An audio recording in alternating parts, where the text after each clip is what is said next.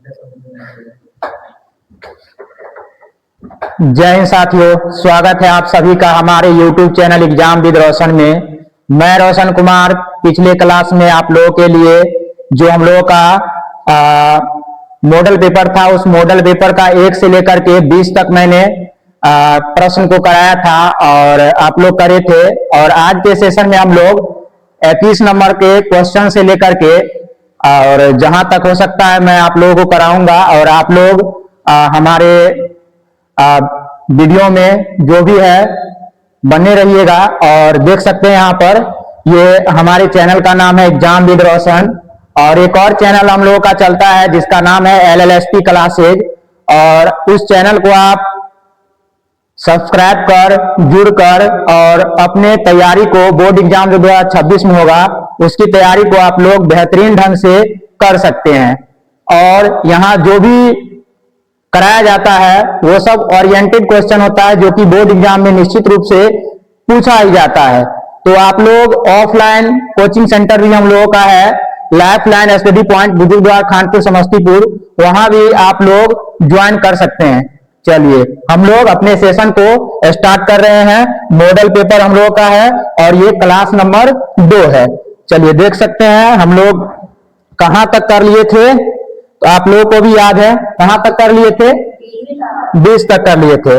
आज हम लोगों का होगा कितना नंबर क्वेश्चन से, 21 नंबर क्वेश्चन से होगा। और पिछला भी आप लोगों को रिवीजन करते चलना है ताकि हम लोगों का जो एग्जाम होगा उसमें हम लोग बेहतरीन परफॉर्मेंस कर सके। और देखिए हम लोग का अगला क्वेश्चन क्या है। अगला क्वेश्चन हम लोगों का है विद्युत धारा यानी इलेक्ट्रिक करंट के चुंबकीय प्रभाव की खोज किसने किया।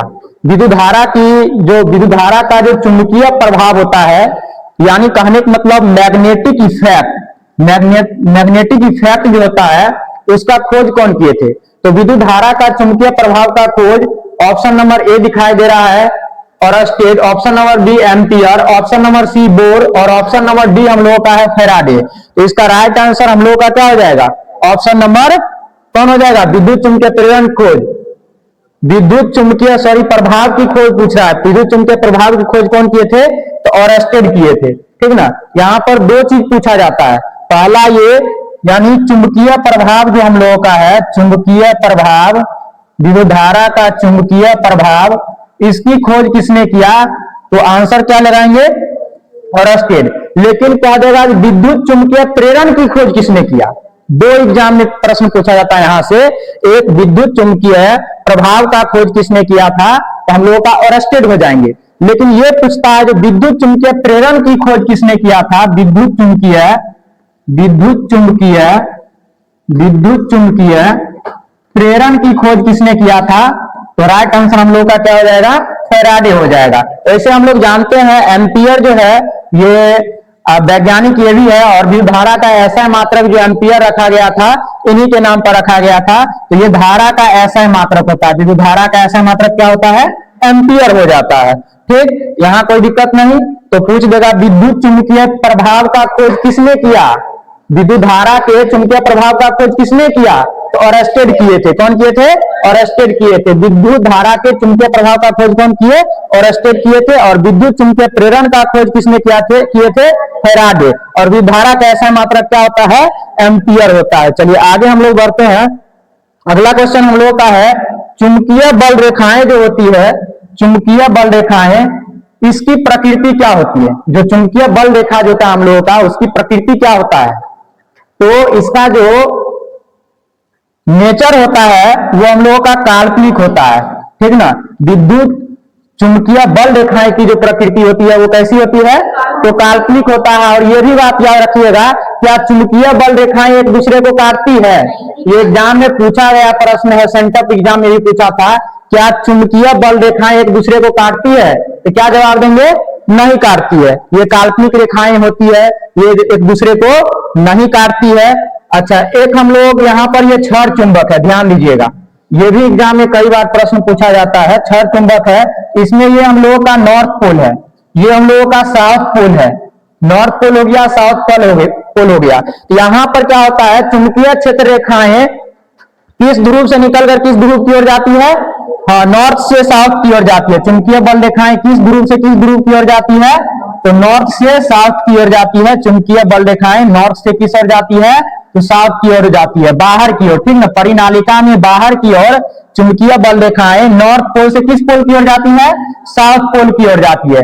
लेकिन ये पूछता है जो उसके अंदर किस पोल से किस पोल की ओर जाती है? तो साउथ पोल से नॉर्थ पोल की ओर जाती है, ठीक ना। तो चुंबकीय बल रेखाएं जो होती है वो बाहर में हम लोगों का छड़ चुंबक के बाहर नॉर्थ पोल से साउथ पोल यानी उत्तरी ध्रुव से दक्षिणी ध्रुव। लेकिन अगर हम लोगों का पूछता है जो उसके अंदर, तो साउथ पोल से नॉर्थ पोल, यानी कहने का मतलब दक्षिणी ध्रुव से किस ध्रुव की ओर हो जाएगा? उत्तरी ध्रुव की ओर हो जाएगा। उसके बाद चुंबकीय बल रेखा एक दूसरे काटती है? नहीं काटती है। उसके बाद पूछ देगा चुंबकीय बल रेखा प्रकृति कैसी होती है? तो हम लोगों का चुंबकीय बल रेखा की जो प्रकृति होती है वो कैसी होती है हम लोगों का? तो काल्पनिक होता है। चलिए नेक्स्ट क्वेश्चन की हम लोग बढ़ते हैं। नेक्स्ट क्वेश्चन में क्या बोला गया है? विद्युत धारा उत्पन्न करने की युक्ति को क्या कहते हैं?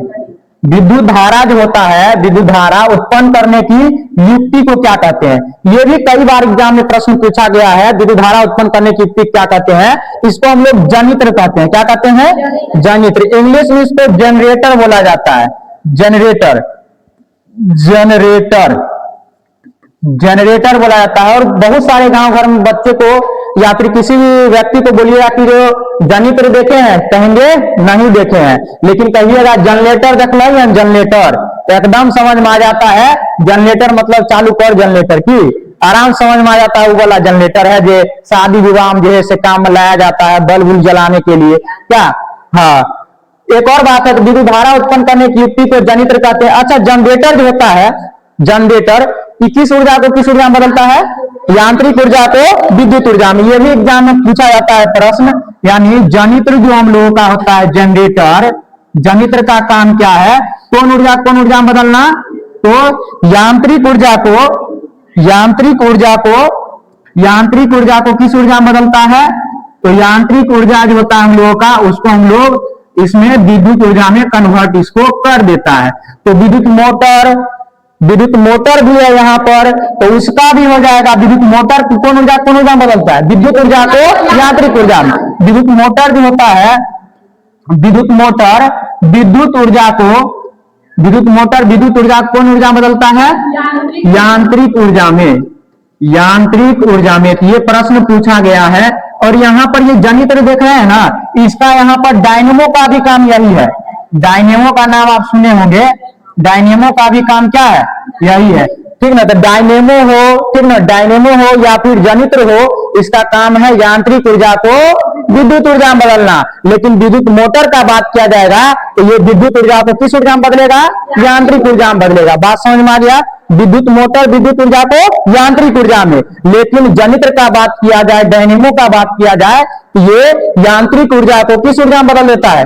विद्युत ऊर्जा में। कोई दिक्कत नहीं ना। चलिए आगे हम लोग बढ़ते हैं। आगे हम लोगों का है लघु पतन के समय परिपथ में जो प्रतिरोध का मान होता है वो क्या हो जाता है? हाँ, यहाँ पर दो प्रश्न पूछा जाता है। लघु पतन मतलब ओवरलोडिंग, और उस समय क्या होता है परिपथ में पूछा हम लोग का प्रतिरोध का मान। यहाँ पर बहुत सारे बच्चे लोग गलती कर जाते हैं, क्योंकि वो रट रखे हैं कि जब भी ओवरलोडिंग होता है तो उस दौरान परिपथ में धारा का मान क्या होता है? बहुत अधिक बढ़ जाता है। लेकिन एग्जामिनर यहाँ धारा न दे करके और हम लोगों को क्या दे दिया है? प्रतिरोध दे दिया है, ठीक ना। तो यहाँ पर हम लोगों का जो प्रश्न पूछा है, जो लघु पतन के समय परिपथ में प्रतिरोध का मान क्या होता है, तो याद रख लीजिएगा।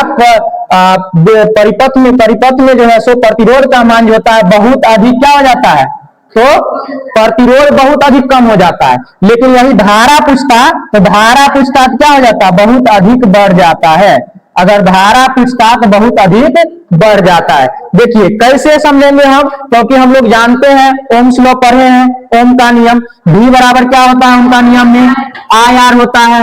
ओम का नियम हम लोग पढ़ चुके हैं। V बराबर क्या होता है?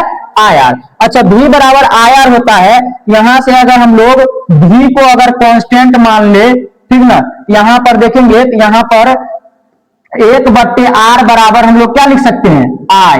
मतलब कहने का मतलब ये हुआ, जो धारा के व्युत्क्रमानुपाती परमाणुपाती होता है कौन? प्रतिरोध। मतलब कहने का मतलब ये हुआ, धारा अगर बढ़ेगा, धारा अगर बढ़ेगा तो प्रतिरोध क्या हो जाएगा? कम हो जाएगा। यहाँ पर धारा बढ़ेगा तो प्रतिरोध कम, तो जब भी लघु पतन होता है उस दौरान धारा का मान क्या होता है, बहुत अधिक बढ़ जाता है, इसीलिए प्रतिरोध का मान क्या हो जाएगा, बहुत अधिक कम हो जाएगा। तो लघु पतन के समय परिपथ में प्रतिरोध का मान क्या होता है, तो बहुत अधिक कम हो जाता है, ठीक ना, बहुत कम हो जाता है। लेकिन धारा का मान पूछेगा तो बहुत अधिक बढ़ जाता है। ठीक, चलिए नेक्स्ट क्वेश्चन की हम लोग बढ़ रहे हैं। आगे क्या क्वेश्चन है, 25 नंबर, नाभिकीय ऊर्जा प्राप्त करने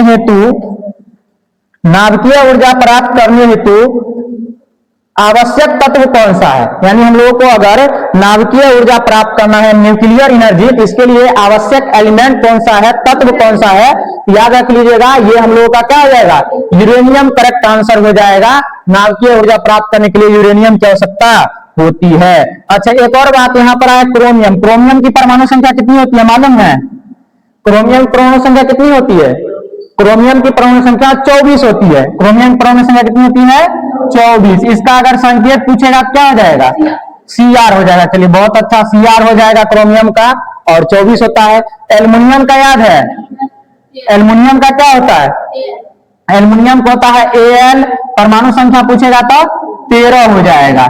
एल्युमिनियम परमाणु संख्या कितनी हो जाएगी, 13। आगे है हीलियम। हीलियम की परमाणु संख्या कितनी होती है, 2। संकेत क्या होता है, तो H ही होता है। एक और बात याद रख लेना है, ये हीलियम जो है ना, हीलियम हम लोगों का वर्ग कौन सा का एलिमेंट है, ये तो वर्ग 18 का एलिमेंट है, ठीक ना, वर्ग 18 का एलिमेंट है। और इस वर्ग 18 के तत्वों को हम लोग अक्रिय गैस, नोबुल गैस, उत्कृष्ट गैस, ठीक ना, तो उसके बाद नोबुल गैस, उत्कृष्ट गैस, शून्य गैस, निष्क्रिय गैस, अक्रिय गैस, ये सब बोला जाता है। और एग्जाम में पूछता है निम्नलिखित में कौन अक्रिय गैस है, याद रख लीजिएगा आप लोग कौन कौन सा है। वर्ग 18 के तत्वों को हम लोग क्या बोलते हैं, वर्ग 18 के तत्वों को हम लोग निष्क्रिय गैस, शून्य गैस, नोबुल गैस, अक्रिय गैस बोला जाता है। इसमें कौन कौन सा आता है एलिमेंट्स, उसको देख लीजिए।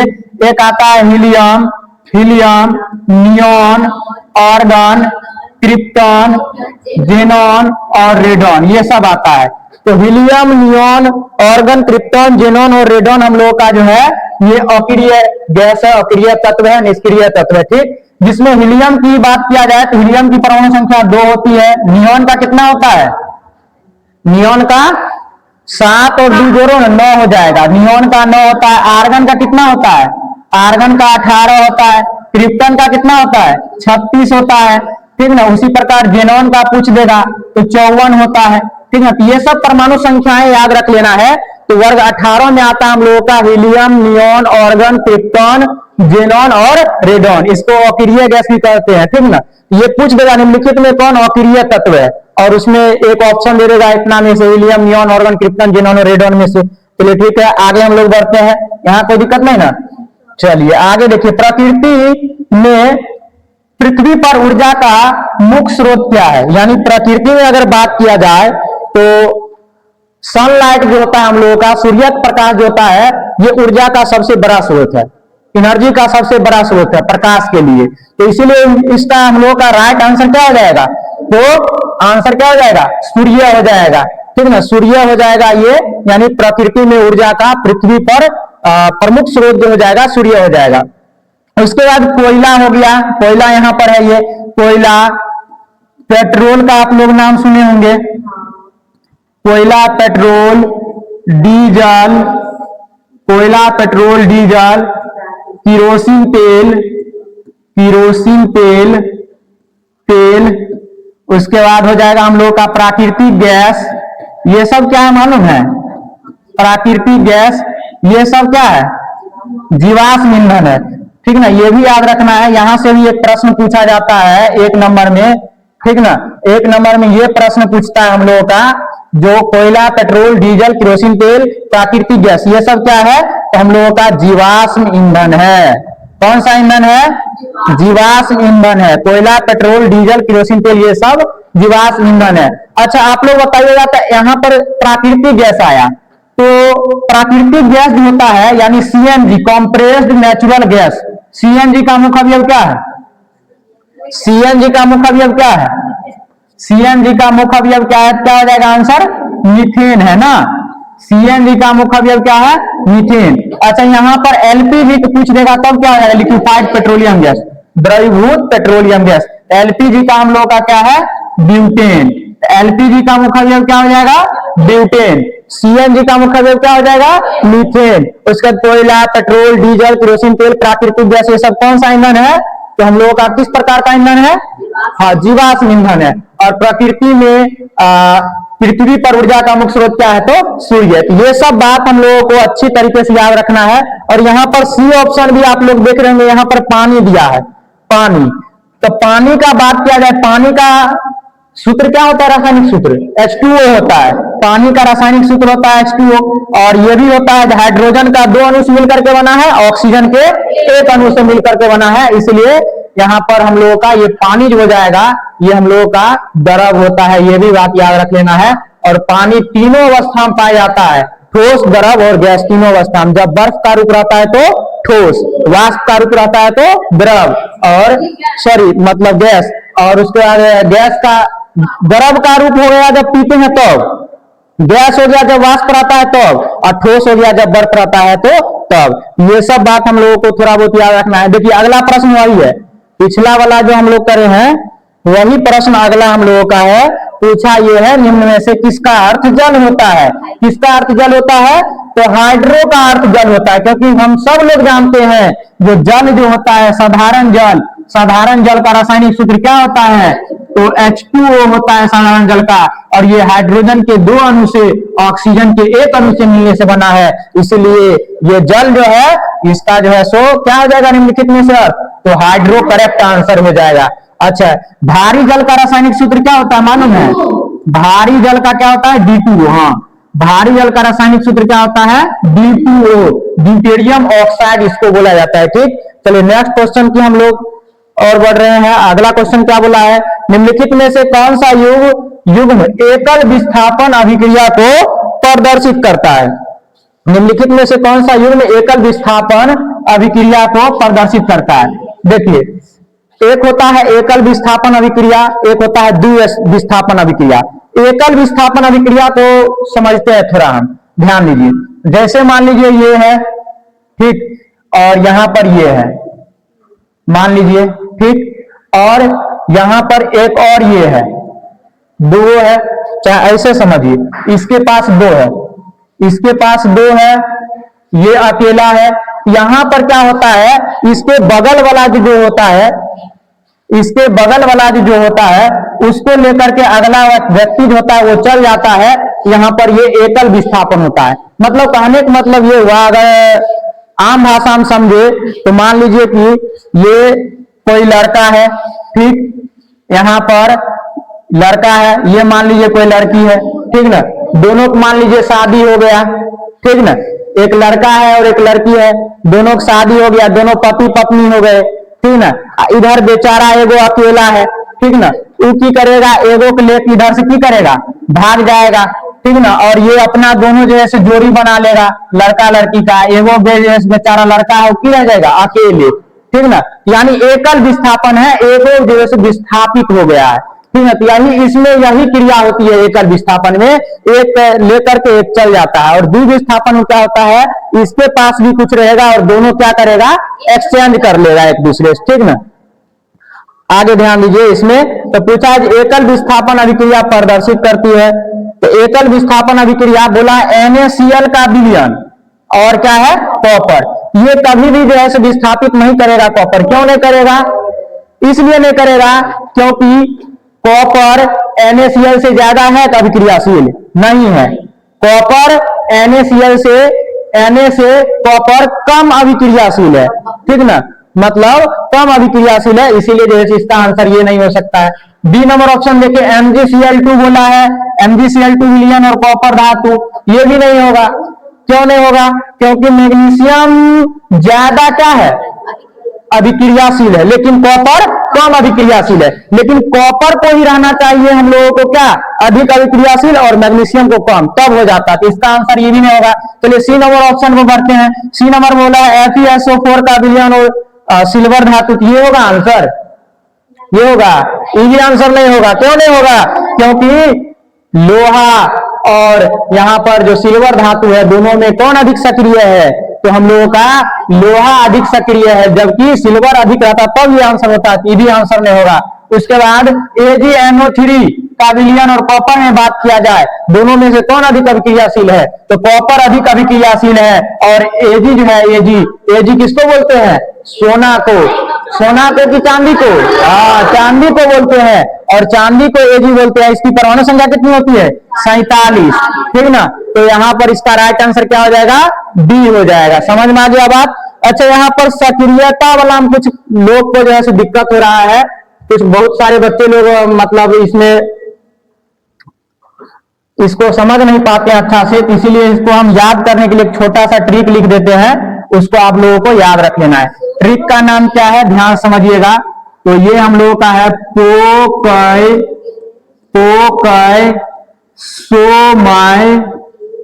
पोकय सोमय Ag लोटीले हाथा 50। यही ट्रिक हम लोग का है।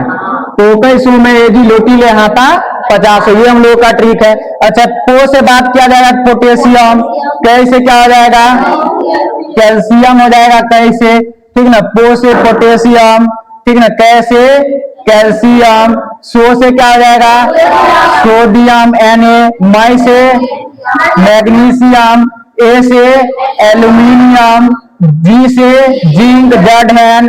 उसके बाद लो से लोहा Fe। उसके बाद टी से टीन SN। ले से लेड Pb, ठीक। उसके बाद हा से हाइड्रोजन। ता से तांबा। प से पारा यानी मरकरी Hg। चा से चांदी Ag।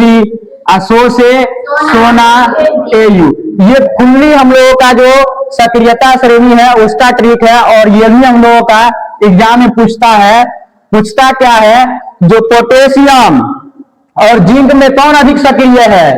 तो पोटेशियम और जिंक में पोटेशियम हम लोगों का अधिक सक्रिय है, ठीक ना। इधर से इधर की ओर जाते हैं ना, तो सक्रियता श्रेणी में सक्रियता धातु की क्या होती है? घटित होती है, घटती है। यानी इधर से इधर की ओर जाते हैं तो कम सक्रिय धातु मिलते जाता है, ठीक ना।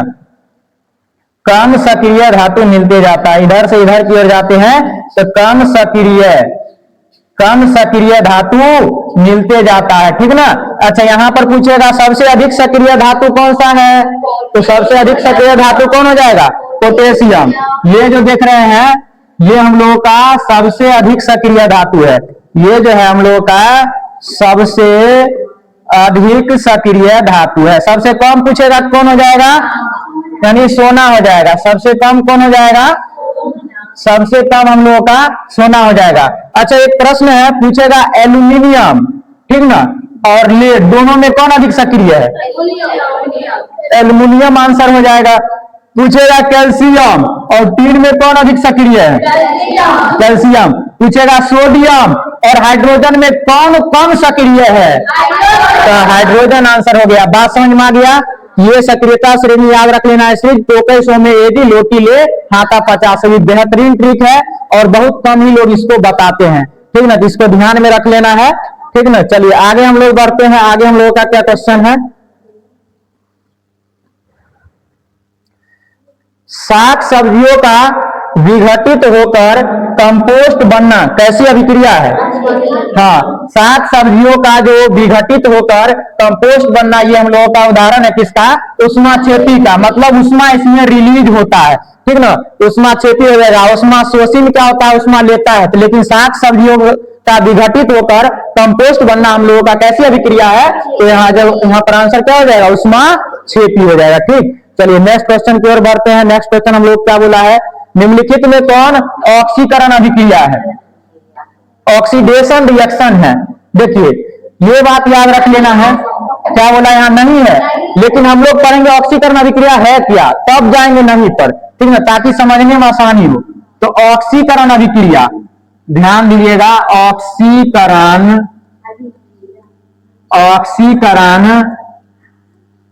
अभिक्रिया, ऑक्सीकरण अभिक्रिया, ऑक्सीडेशन रिएक्शन। देखिए इसमें क्या होता है? ऑक्सीजन क्या होता है मालूम है? इसमें ऑक्सीजन जुड़ता है।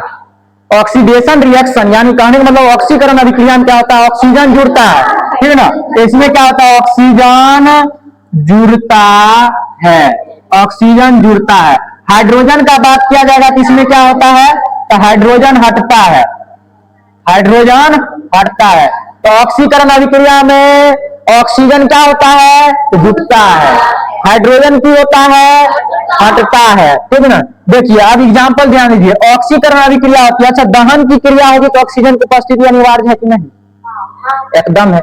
जब ऑक्सीजन नहीं रहेगा तो दहन की क्रिया होगा ही नहीं, जलेगा ही नहीं, आग लगेगा ही नहीं, इसलिए दहन भी हम लोगों का ऑक्सीकरण अभिक्रिया है। तो इसके बाद शोषण, बिना ऑक्सीजन के शोषण ले सकते हैं हम लोग, नहीं, ऑक्सीजन में रहेगा शोषण में लेंगे टपक जाएंगे, मर जाएंगे क्या।